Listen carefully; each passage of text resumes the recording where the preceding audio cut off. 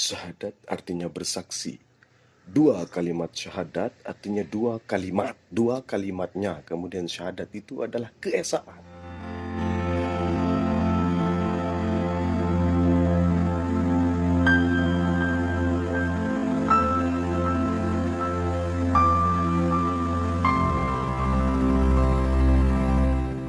Assalamualaikum warahmatullahi wabarakatuh. Alhamdulillahirabbil alamin wassalatu wassalamu ala asrofil anbiya'i wal mursalin sayyidina Muhammadin wa ala alihi wa sahbihi ajma'in. Qala al-musannif rahimakumullah ila anta masudi wa sihhataka wa ma'rifataka.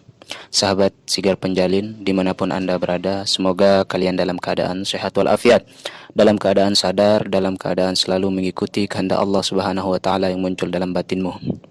Alhamdulillah, malam ini kita sama-sama saling mendoakan semoga kalian dimanapun anda berada selalu sehat walafiat dan dipanjangkan umurnya. Alhamdulillah, sekarang kita sudah berada bersama saudara kita Rumambat yang akan kita sama-sama mendiskusikan ilmu-ilmu hakikat kehidupan, karena dengan ilmu hakikat kita akan bisa menjalani kehidupan ini yang penuh dengan kerahasiaan itu sendiri. Alhamdulillah. Sehat Datu. Alhamdulillah. Sesuai dengan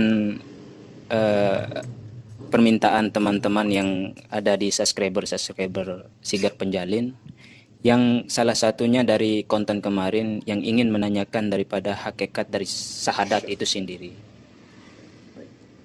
Hakikatnya seperti apa, supaya yang sebenar-benarnya jati diri kita itu, katanya kan dari konten yang kemarin bahwa syahadat itu adalah hal yang paling utama dalam mengkaji kajian jati diri itu sendiri. Untuk itu mari kita sama-sama mendiskusikan teman-teman, semoga akan menjadi nilai tambah buat kita semua, lebih-lebih untuk pribadi saya sendiri dan secara umum untuk teman-teman Sigar Penjalin. Untuk itu mari kita mulai untuk sama-sama mendiskusikan. Bismillahirrahmanirrahim.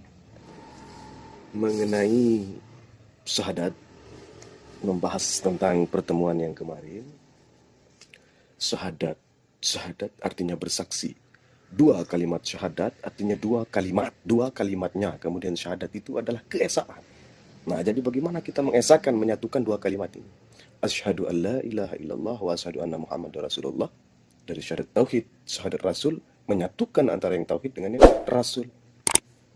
Kita bahas yang pertama-tama dulu. Nah, yang pertama adalah syahadat tauhid. Syahadat tauhid. Syahadat tauhid artinya asyhadu an la ilaha illallah, ini tiada Tuhan selain Allah. Aku bersaksi tiada Tuhan selain Allah. Aku inilah yang akan bersaksi bahwa tiada Tuhan selain Allah. Kita sendiri yang bersaksi tiada Tuhan selain Allah. Allah yang mana? Mentiadakan Tuhan yang mana? Menilik dengan sebuah ungkapan atau mungkin sebuah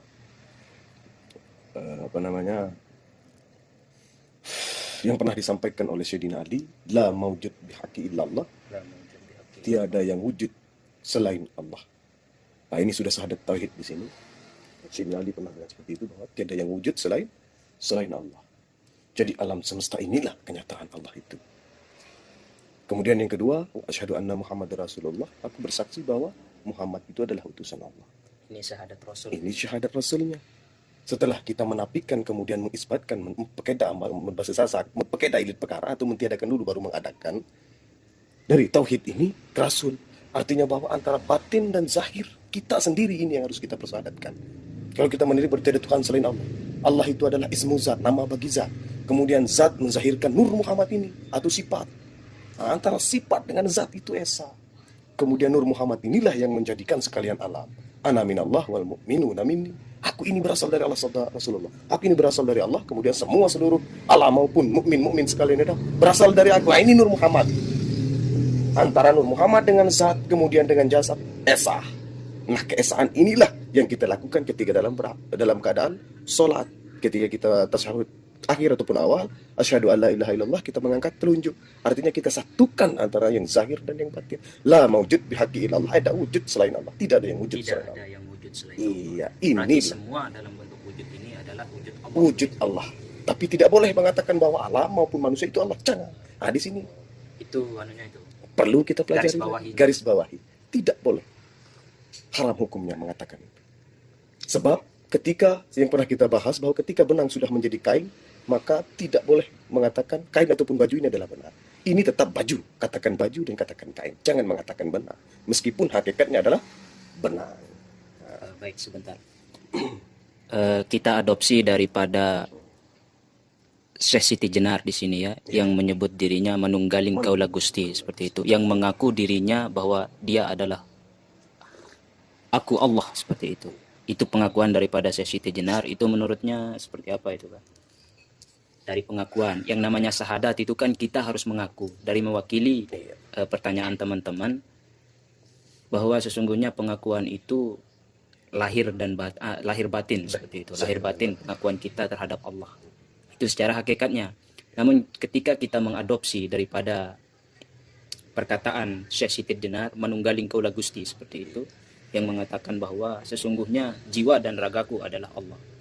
Jika kau mencari Syekh Siti Jenar, maka kau akan menemukan Allah. Jika kau mencari Allah, maka kau akan temukan Syekh Siti Jenar.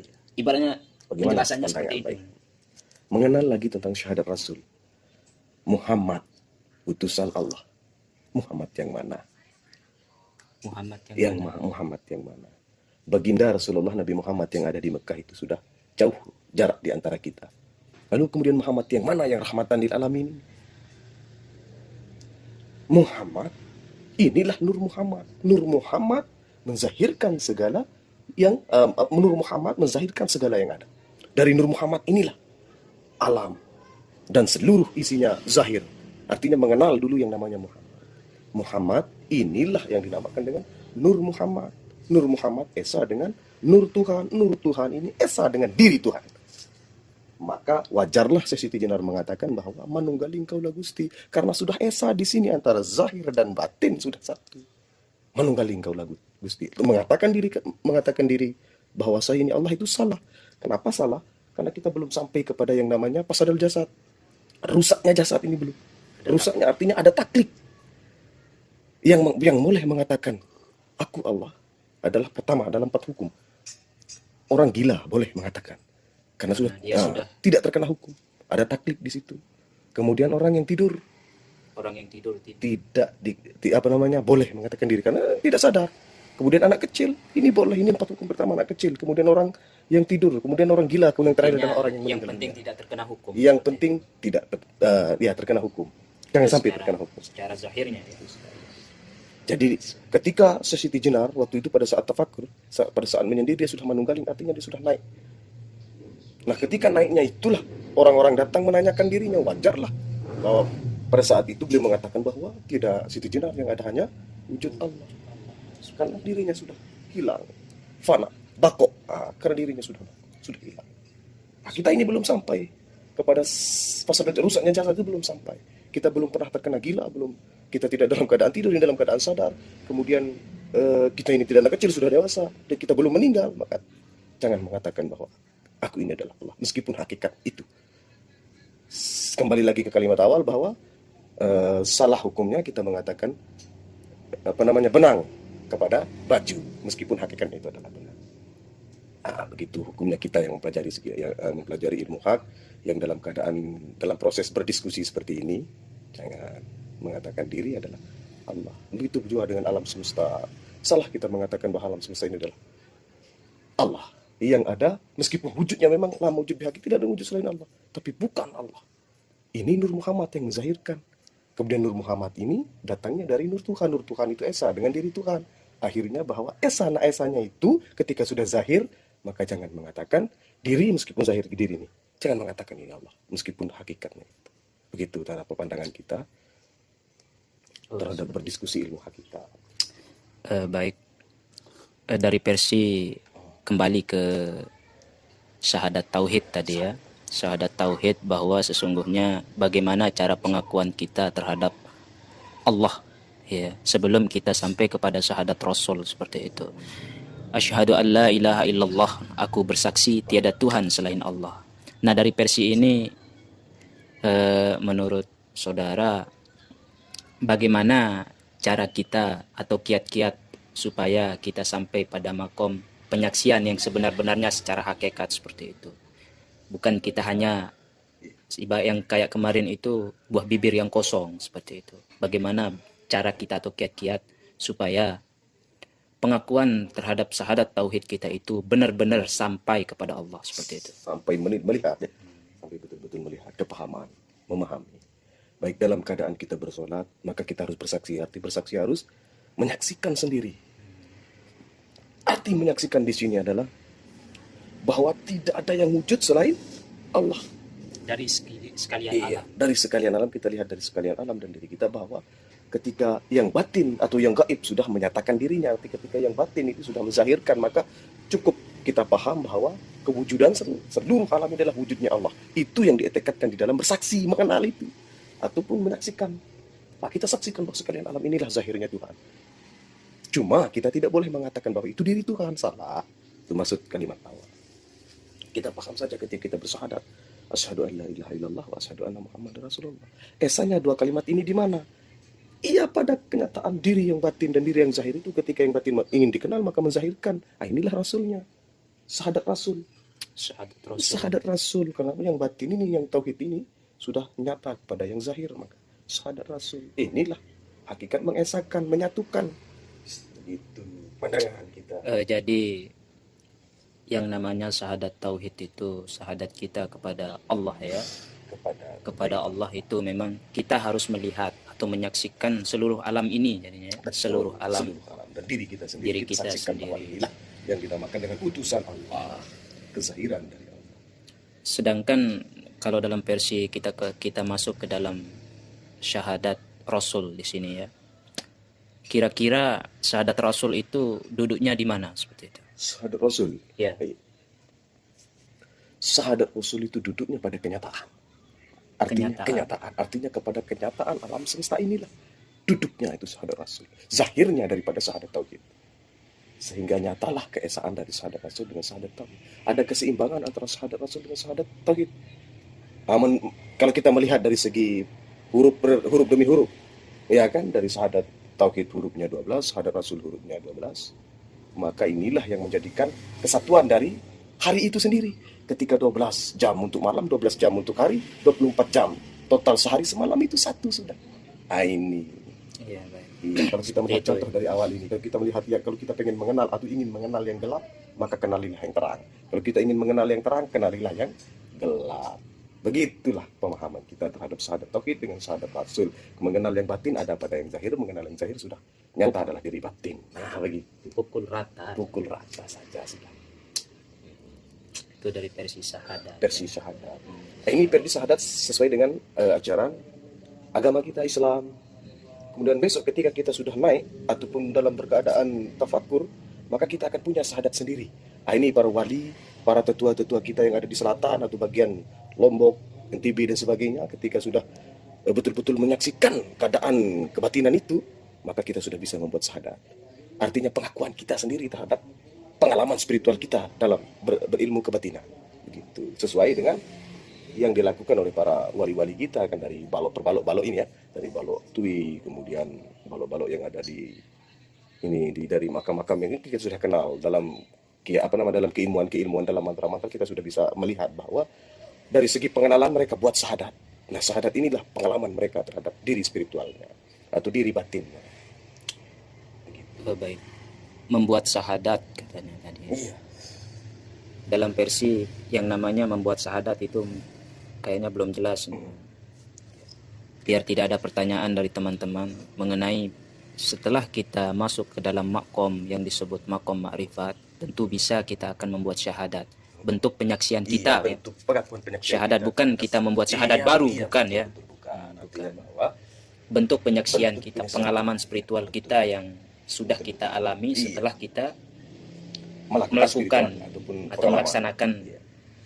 ritual-ritual kebatinan seperti itu. Nah, ya, seperti itu. Iya, seperti itu. Ya bukan membuat syahadat baru tetap Jadi syahadat. ya, jadi dari versi tentang syahadat ini yang paling poin itu adalah bagaimana cara kita, pengakuan kita terhadap Allah. Itu masuk dalam versi syahadat tauhid, dan kemudian syahadat Rasul seperti itu ya. Duduknya di mana, itulah yang disebut dengan Allah Muhammad Adam ya. Iya, duduknya pada yang batin sudah nyatakan diri kepada yang zahir.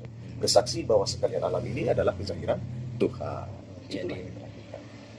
Sehingga pengenalan kita cukup sampai di sana. Mengenal diri Tuhan tidak akan pernah kita sampai, sebab diri Tuhan adalah laisa kamitslihi syai', qiyamuhu bi nafsihi, berdiri sendiri dengan berbeda dengan seluruh makhluk. Laisa kamitslihi syai', berlainan dengan segala yang kita anggap, anggapan kita berbeda sama sekali. Sehingga kita tidak akan pernah sampai kepada menemukan diri Tuhan itu. Cuma kita sudah melihat kepada kenyataan dan kezahirannya. Begitu. Ya, ada pertanyaan masuk kemarin ya, mengenai masuk di dalam kategori syahadat di sini. Kira-kira dalam versi nikah batin seperti itu, ada yang disebut pernikahan secara zahir dan pernikahan secara batin. Nah, itu tentunya akan masuk kepada ranah untuk diri kita sendiri di sini ya. Mengenai nikah zahir dan nikah batin. Nikah zahir itu sudah jelas kan. Nah, dalam versi nikah batin bagaimana bentuk penyatuan diri kita dengan sejatinya diri kita itu seperti apa? Nikah batin ini sebenarnya adalah memahami makna dari syahadat itu sendiri. Inilah sebenarnya hakikat nikah batin itu. Memahami syahadat artinya menyatukan antara yang zahir dengan yang batin. Begitu pula diri kita. Setelah kita melakukan pernikahan secara zahir, maka kita harus melakukan yang namanya pernikahan batin. Pernikahan batin agar kita menyatukan diri kita yang zahir kepada yang batin. Inilah yang dinamakan dengan perkawinan. Sehingga kalau belum kita mengenal diri batin, kita hanya memahami tentang diri zahir, marak kaya dalam mendengar laut itu ibarat empat selaweng. Empat selaweng ini para paham zahir saja belum memahami yang batin. Yang batin ini kita harus saksikan kepada yang zahir. Inilah pernikahan batin, nikah batin terhadap diri kita sendiri. Begitu pemahaman tentang nikah batin. Oke, baik. Dari versi syahadat ini, penjelasan atau diskusi kita tentang syahadat ini, bisa kita ambil kesimpulan bahwa syahadat itu bagaimana yang secara hakikatnya dan sesungguhnya kita harus bisa menyaksikan yang namanya Allah secara lahir dan batin, seperti itu. Zahir dan batin. Mengenal diri yang zahir dan batin, seperti itu. Itu dari versi syahadat ya. Mungkin dari versi syahadat ini hanya ini dulu mengenai syahadat. Apabila ada pertanyaan dari teman-teman yang mungkin untuk kita sama-sama berdiskusi dari kolom komentar Sigar Penjalin, channel Sigar Penjalin ini, saya mohon untuk partisipasinya supaya kita membuka cakrawala baru, yaitu pemahaman-pemahaman baru tentang pengkajian jati diri kita itu ya. Sekian tentang pemahaman tentang syahadat ini. Terima kasih untuk teman kita Saudara Rumambat. Masih panjang sebenarnya, Ya. sampai di sini dulu. Sampai di sini. Pembahasan syahadat itu masih luas sekali. Assalamualaikum warahmatullahi wabarakatuh.